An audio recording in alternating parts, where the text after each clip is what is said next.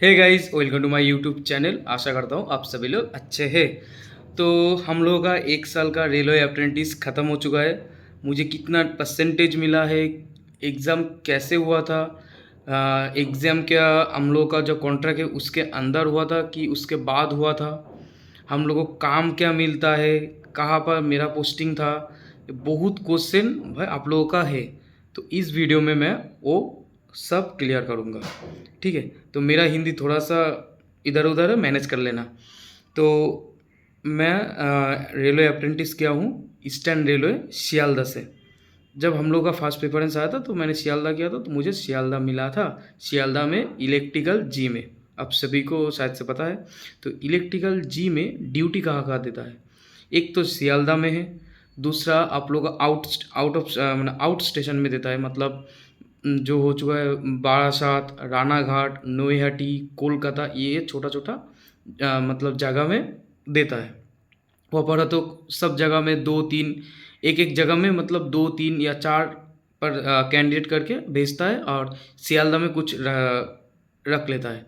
तो सियालदह में हम लोग को इलेक्ट्रिकल जी में जो पैसेंजर ट्रेन होता है, ठीक है, पैसेंजर ट्रेन जो मैं डेली मेंटेनेंस होके निकलता है, पैसेंजर ट्रेन मेंटेनेंस में हम लोग को वहाँ पर दिया था। तो वहाँ पर हम लोग थे 18 कैंडिडेट, 18 आदमी थे।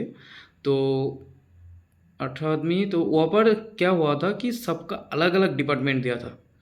18 आदमी डीआरएम से जब हम लोग का ज्वाइनिंग हुआ, वहाँ पर से बोला कि इधर से उधर चले जाओ। ये 18 कैंडिडेट का एक पेज दिया था जो लेके हम लोग को जाना पड़ेगा नेक्स्ट डे। तो हम लोग गया था, जाके वहाँ पर से हम लोग को 18 कैंडिडेट को 18 डिपार्टमेंट में डिवाइड कर दिया। जो ये मतलब ये इस डिपार्टमेंट है, वो इस डिपार्टमेंट होगा। तो हम लोग को 1 साल कोई किसी को नहीं देखा। तो ऐसे हम लोग पैसेंजर ट्रेन मेंटेनेंस में करते थे। मेरा जो ट्रेन था वो एसी का था, तो हम लोग एसी, मैं एसी मेंटेनेंस ही ज़्यादा किया हूँ। ये था मेरा काम। जो लोग आउट स्टेशन में रहते थे उन लोगों का क्या होता कि किसी को प्लेटफॉर्म में मिलता था। मतलब प्लेटफॉर्म में उन लोगों को जाके काम करना होता है, लाइट फैन ऐसे, व इलेक्ट्रिकल का जो भी काम होता है वो। और जो घर मतलब जो हम लोग का क्वार्टर होता है, रेल का क्वार्टर, वहाँ पर अगर से प्रॉब्लम हुआ तो वो पर जाके हम लोग मतलब काम करना पड़ता है ऐसे। ठीक है, उसके बारे में मुझे ज़्यादा नहीं पता। मैंने एक दोस्त से सुना था कि वो लोग ऐसा ऐसे काम करते थे। ठीक है, इसका यही मुझे पता है, इसलिए मैंने इतना बोल दिया। तो काम के बारे में ज़्यादा कुछ आप लोगों को परेशान होने की ज़रूरत नहीं है। जो आपको काम देगा वो धीरे से मतलब धीरे रिलैक्स से सेफ्टी के साथ ज़रूर से करना। क्योंकि रिसेंटली कुछ एक केस कमेंट में बोला था कि कहाँ पर अप्रेंटिस कैंडिडेट का उंगली कट गया है मोटर में। तो मैंने उस कमेंट को पिन किया था। तो आप लोग ज़रूर से सेफ्टी के साथ काम करना, कोई हड़बड़ी नहीं, किसी को दिखाना नहीं है जो ये काम करता हूँ, ये करता हूँ, ये जल्दी जल्दी करना पड़ेगा, ऐसा कोई सीन नहीं है। आप लोग मतलब हम लोग को तो मेडिकल छुट्टी ज़्यादा नहीं है, तो मेडिकल भी नहीं है, वो सबसे बड़ा प्रॉब्लम है। तो ध्यान से काम करना। और छुट्टी के बारे में बोलूँगा तो जितना छुट्टी है सब खर्च मत करना, मतलब सब यूज़ मत करना, थोड़ा सा रख लेना। क्योंकि एब्सेंट मत होना, जितना भी अटेंडेंस जाए एब्सेंट मतलब एब्सेंट होके ना जाए, वो उसके बारे में ख्याल रखना। ठीक है, ये तो गया। दूसरे बोलता हूँ भाई, एक आप ध्यान से सुनना भाई, ध्यान से। आप पर डे आपको जो काम दे रहा है, क्या काम दे रहा है, ऊपर डेट लिखिए, क्या काम कर रहे हो, क्या क्या किया, क्या उसमें सीखा, उस सब एक पेज में लिखना। ऐसे करके डायरी बनाना, 1 साल में क्या क्या काम किया नहीं किया, टोटल एक डायरी करना, वो बहुत ज़रूरी है, बहुत ज़रूरी। ठीक है, जो चीज़ आपको नहीं पता, मतलब सब तो आपको नहीं पता होगा, तो जो चीज़ नहीं पता वो वापस का जो स्टाफ है, टेक्नीशियन दादा है, बा जो भी परमानेंट स्टाफ है, उनसे आप पूछिए दादा ये काम कैसे करता है। ठीक है, अगर कोई रिक्स का काम है, कोई इलेक्ट्रिकल का इतना वोल्टेज का काम है, तो दादा को बोलना मैं दादा तुमको हेल्प कर रहा हूँ पीछे से, लेकिन मैं उसमें हाथ नहीं दूंगा, ऐसा बोल सकते हो। वो दादा लोग भी जानते हैं, क्योंकि हम लोगों को मेडिकल में कोई छूट नहीं है, कुछ होगा तो जिम्मेदारी उन लोगों की होगी। तो वो एसएससी भी जानता है, जेई सर भी जानेगा। तो आप लोग धीरे से काम करना, आपको ऊपर कोई प्रेशर नहीं देगा। जो नहीं पता वो आप एसएससी जेई सर से, टेक्नीशियन दादा से आप पूछ सकते हो। ऐसे करके आपका जितना भी प्रैक्टिकल तो आप काम करोगे, लेकिन जो थ्योरी होता है वो आपको सीखना ज़रूरी है, क्योंकि 1 साल बाद वो थ्योरी काम में आएगा। क्यों आएगा मैं वो बोल दूंगा। अभी आते एग्ज़ाम के बारे में।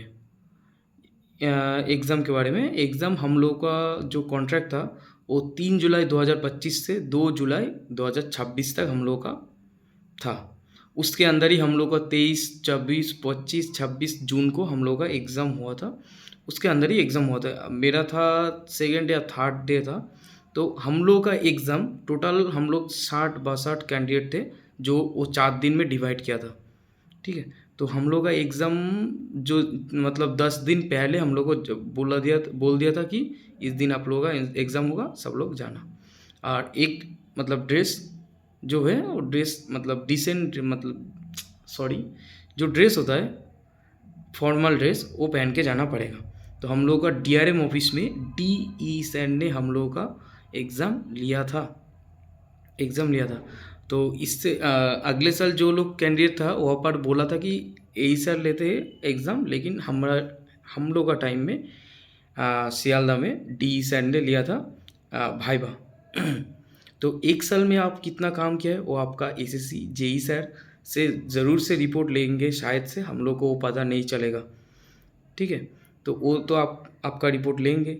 और अच्छे मतलब एक साल आपने क्या काम किया, क्या सीखा, और एक डायरी जो मैंने बोला था वो आपको जब वाइवा होगा तब आपको वो लेके जाना पड़ेगा। जब डी सर बोलेंगे तो आप दिखा सकते हो कि सर ये मैंने सारा साल काम किया था, ये आप बोल सकते हो। और आपको वो लैंग्वेज आना चाहिए, क्योंकि शायद तो मतलब रिपोर्ट जो आप लोगों का एसएससी जेई सर होगा उनसे से तो रिपोर्ट लेगा जो ये काम किया है। ठीक है। लेकिन आपको वो काम के बारे में जानना पड़ेगा। एक क्वेश्चन करेगा तो आप नहीं बोल सकते ना प्रैक्टिकल में मैंने ऐसे कर दिया। ऐसे नहीं पूछा उसका काम क्या है, वो कितना वोल्टेज में वर्क करता है, कितना क्या उसका सब ऐसा कैसे क्वेश्चन करेगा। तो हम लोग का वो एग्ज़ाम इस दिन हुआ था। तो हम लोग मेरा तो एसी का था, तो एसी सिस्टम के बारे में मेरे से 7-8 क्वेश्चन किया था, मैंने सब आंसर दिया। और एक बात कि सर थोड़ा सा कंफ्यूज भी करते हैं, क्योंकि जो आप एक क्वेश्चन बोला सर बोलता है कि ये होता है। मैंने बोला कॉन्फिडेंट मतलब कॉन्फिडेंट है ना कि हाँ सर होता है, ऐसा बोलना पड़ेगा अगर कॉन्फिडेंट हो तो। और हम लोग का एग्ज़ाम से पहले एक फॉर्म फिलअप करना पड़ा था। फॉर्म में क्या था, जो आपका नाम, पिता का नाम, एड्रेस, आपका हायर क्वालिफिकेशन कितना कितना है, मतलब माध्यमिक एचएस डिप्लोमा आईटीआई जो भी जितना भी हायर क्वालिफिकेशन सब लिखना पड़ेगा। नीचे एक खोप था कि क्या क्या काम आपने किया था, क्या क्या काम आपने किया था। तो सब वहाँ पर भरना पड़ेगा जी, ये इतना इतना इतना इतना काम किया था, एक साल काम किया था और लिखना पड़ेगा। अगर कोई काम नहीं करोगे तो फंस जाओगे भाई, क्योंकि लास्ट में अगर लिखना पड़ेगा तो वहाँ पर सही क्वेश्चन करेगा। क्योंकि मैंने एसी सिस्टम में जितना भी काम था, मेरा इलेक्ट्रिकल एसी जो एलएचबी कोच है उसमें कितना कितना इलेक्ट्रिकल जो भी काम था मैंने सब मतलब काम किया भी है और सीखा भी है। और चीज़ नहीं पता उस सर से मैंने पूछा है, सर लोगों ने मुझे मतलब सब सिखाया है, जो ये ऐसे काम करता है सब करता है। मैंने खाता भी बना था, सब नोट किया था, तो सब मैंने लिखा। तो सर तो मेरा इसी का जो भी क्वेश्चन था मैंने सब पूछा, मैंने 7-8 क्वेश्चन बोला था तो आंसर दिया था। तो अभी आते एवरेज भाई परसेंटेज कितना दिया है। आप सुन के शॉक हो जाओगे भाई। एवरेज मुझे बाद में पता चला, क्योंकि एक बात मैं बोल देता हूँ, मैं 60% भी सब किसी को मिला है।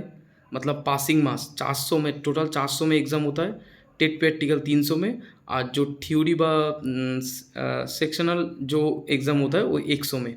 टोटल 300 में जो 400 में 300 में पासिंग मार्क्स 180 और 100 में अच्छे 60 मार्क्स, टोटल 240, 60% मार्क आपका पासिंग मार्क्स होता है। वही पासिंग मार्क्स बहुत कैंडिडेट को मिला है। शायद से उन लोगों का भाईबा अच्छा नहीं हुआ बा, कुछ ऐसा कुछ हो सकता है, मुझे नहीं पता। क्योंकि मेरा क्या हुआ था कि मेरा जो व्हाट्सअप ग्रुप है वो मेरा व्हाट्सअप थोड़ा सा इशू था, व्हाट्सअप ने अकाउंट बैन कर दिया। क्यों कर दिया नहीं पता मुझे। तो हम लोग मेरे से उन लोगों से कोई कांटेक्ट नहीं था। सब ग्रुप में बात किया मैंने, बाद में एक दोस्त से पूछा तो उन लोगों ने बोला कि भाई किसी को 60% मिला है, बहुत कैंडिडेट को। और 70 से 90 के अंदर बहुत कैंडिडेट को मिला। मतलब 70, 75, 80 और 85 इसके अंदर बहुत कैंडिडेट, मतलब 90%, मतलब 90 नहीं बोलूँगा, 80% कैंडिडेट को उतना मिला। 80% कैंडिडेट को 70 से 85 के अंदर। आज जो 85 से 100 के बीच में 10%, आज जो 60% बोला था ना, 60% मिला है 10%, 12% कैंडिडेट को, ये मान के चलिए। तो मेरा तो भाईवा अच्छा था, मैंने कॉन्फिडेंस के साथ सब कुछ बोला, मैंने डायरी भी किया था, लास्ट में एक प्रोजेक्ट भी किया था, सब दिखा के मेरा 95 के आसपास मेरा कुछ परसेंटेज बना है। तो ऐसा नहीं है जो भाई बहुत ज़्यादा मिलता है। अगर कोई वर्कशॉप में काम करता है तो वहाँ पर प्रैक्टिकल उसका जो अलग अलग सिस्टम होता है एग्ज़ाम का। जहाँ पर ये जो आप डीआरएम ऑफिस कर रहे हो, यहाँ पर से आप लोग बाहर जाके काम कर रहे हो, डीआरएम ऑफिस से बाद में एग्ज़ाम हो रहा है, इसके अलग मतलब जो है उसका अलग प्रोसेस होता है एग्ज़ाम का। तो सब जगह अलग अलग है। तो ये मत सोचना कि भाई वहाँ पर 90-95 मिला है। भाई एक दो कैंडिडेट को शायद से मिला होगा कि 96-95, एक दो कैंडिडेट को मिला है कि नहीं मिला है, मुझे नहीं पता। तो वो सब लोग आके बोलते भाई इसको 96 मिला है, इनको 94 मिला है, जो बाद में सब लोग बोल रहे थे। लेकिन जिसने अच्छा दिया उसको 90 के ऊपर मिला है, और जिसको जो लोग ठीक से नहीं बोल सकते उन लोगों को भाई में कम दिया है। और आपका जो भी रिपोर्ट था 1 साल का सब देखा था। एब्सेंट होगा तो एब्सेंट में भी आप लोगों का देखा था, जो जो लोग एब्सेंट था उन लोगों को भी कम मिला था। तो ऐसे करके आप लोगों का एग्ज़ाम होगा ये कुछ, ठीक है। तो ऑल द बेस्ट, और सेफली मतलब सेफ्टी के साथ आप लोग काम करना, ज़्यादा से ज़्यादा थ्योरी प्रैक्टिकल मतलब जो भी काम करोगे वो सब लिखना, थ्योरी जो है वो सीखना, ठीक है। आपको काम करने से ज़्यादा सीखना पड़ेगा, लास्ट में वही आपको बेनिफिट देगा। इस साल हम लोगों का डीआरएम ऑफिस में हुआ, दूसरी साल आपको हो सकता है यही साल ले सकते हैं एग्ज़ाम, ठीक है। तो ज़्यादा से कोशिश करना वहाँ पर आपका बिहेवियर, आपका काम सब कुछ मतलब सही रहे, ठीक है। तो मिलते हैं नेक्स्ट वीडियो में।